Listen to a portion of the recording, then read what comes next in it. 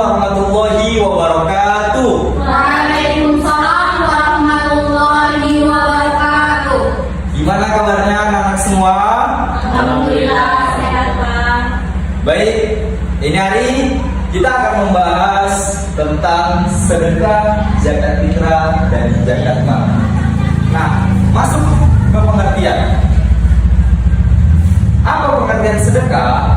Sedekah adalah pemberian sesuatu kepada seseorang yang membutuhkan semata-mata hanya mengharap ridho Allah. Dalam Islam, sedekah atau sodako diartikan sebagai pemberian sunnah atau pemberian yang baik yang dilakukan oleh seorang muslim untuk kebaikan bersama, tidak terbatas pada waktu dan jumlah tertentu. Sunnah itu boleh dikerjakan, boleh tidak. Artinya kalau kita tinggalkan, kita bakal rugi. Nah, selanjutnya yaitu dalil tentang bersedekah. Bismillahirrahmanirrahim. Man alladhi yuqridullaha qardan hasanan fa yudha'ifahu lahu ad'afan katsiratan wallahu yuqbidu wa yabsutu wa ilayhi turja'un. Nah, coba baca artinya kamu. Siapakah yang mau memberikan pinjaman yang baik pada Allah, dia akan lipat gandakan atau pembayaran atas pinjaman itu baginya berkali-kali lipat. Allah menitipkan dan melapangkan rezeki padanya lah kamu kebaikan. Quran surah Al-Baqarah ayat 240. Oke, bagus. Oke, gimana anak-anak? Sudah paham atau belum? Sudah. Alhamdulillah.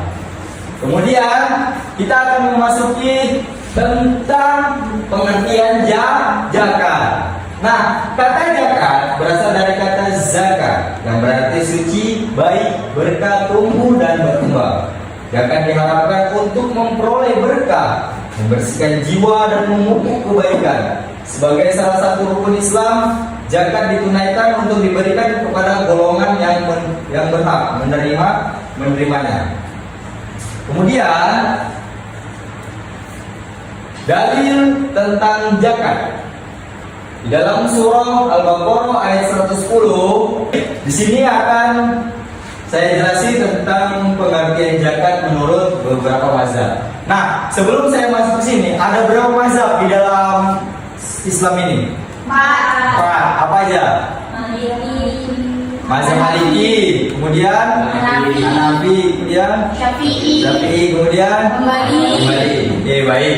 Nah, saya akan menjelaskan beberapa mazhab. Yang pertama yaitu mazhab Maliki. Apa definisinya menurut Maliki?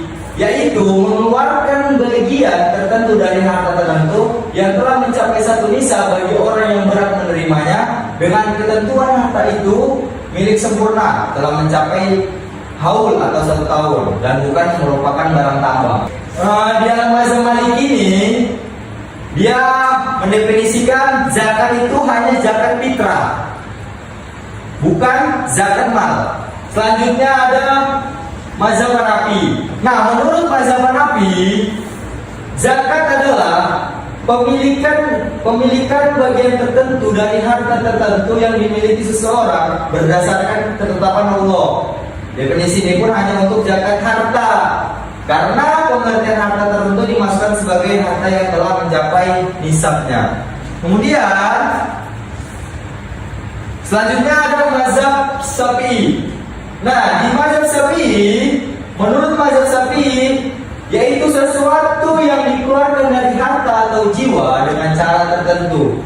Nah, dalam definisi ini jelas bahwa zakat yang mereka maksudkan adalah zakat harta dan zakat fitrah. Karena pencantuman kata harta dan jiwa dalam definisi ini mengandung pengertian zakat harta dan zakat fitrah.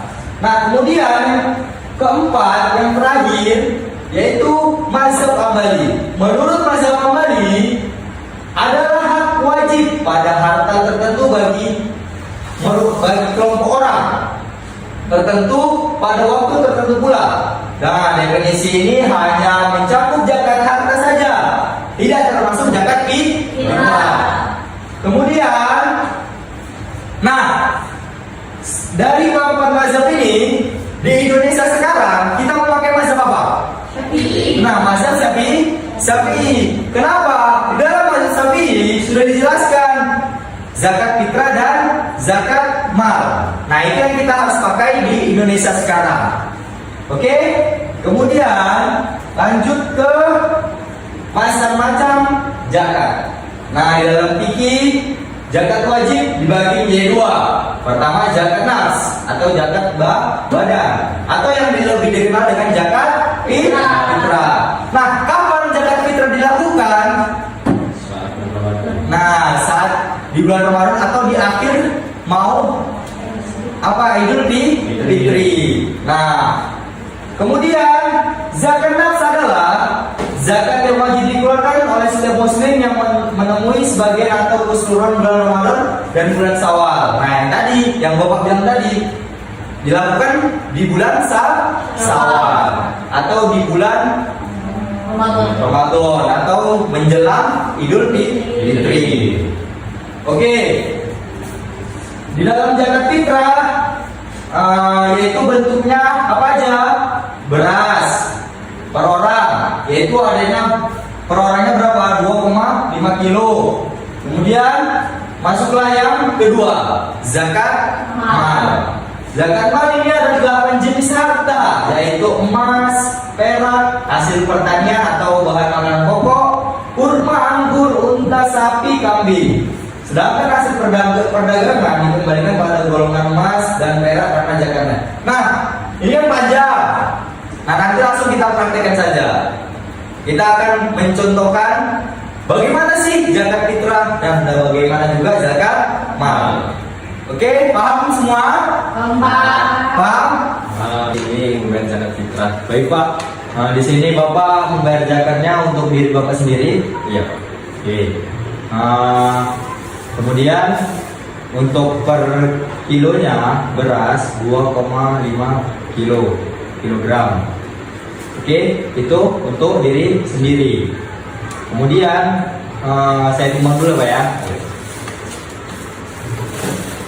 Ya, baik. Sudah 2,5 kilogram. Nah, Bapak sebelumnya sudah pernah bayar zakat belum? Sudah, Pak. Sudah. Udah hafal bacanya? Sudah. Oke, baik. Langsung kita mulai. Nawaitu an-ukhrija zakatal fitri an-nafsi fardolillahi ta'ala. Ajarakallahu fima amtaita wa baraka fima abqaita wa ja'alahu laka tahura. Semoga apa yang mau berikan bisa bermanfaat untuk orang yang membutuhkan. Terima kasih. Ya, bagaimana anak-anak sudah mengerti apa yang kita contohkan tadi mengenai zakat fitrah? Sudah, Pak. Oke, baik. Sebelum saya tunjuk, saya ingin dulu dari kalian sendiri, kemauan kalian sendiri, siapa yang mau jadi contoh zakat mal?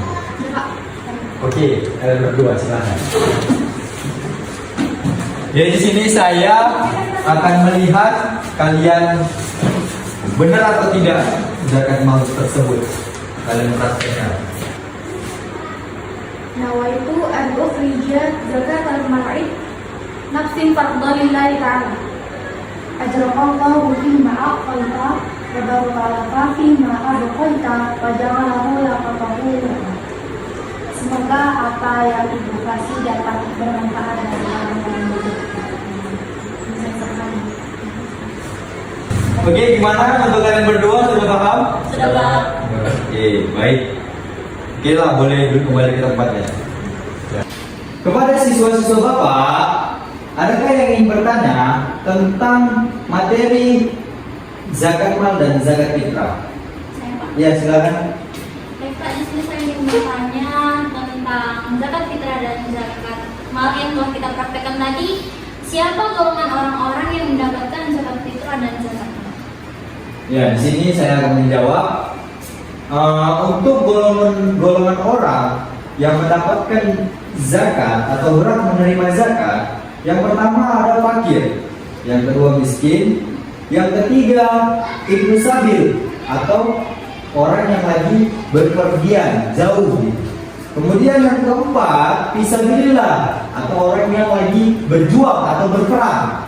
Kemudian yang kelima yaitu amil zakat atau panitia zakat. Kemudian yang keenam riko atau hamba sahaya. Kemudian Yang ke-8 mu'allaf. Yang ke-7 maksudnya. Kemudian yang ke-8 gharim atau orang yang memiliki hutang. Lalu Pak, apa saja yang menjadi syarat wajib ketika mengeluarkan zakat? Oke, syarat wajib ketika kita mengeluarkan zakat. Yang pertama adalah wajib beragama Islam. Nah, yang kedua adalah harta tersebut didapatkan secara halal atau didapatkan secara yang baik-baik gitu. Oke, yang ketiga itu harta tersebut sudah mencapai nisabnya.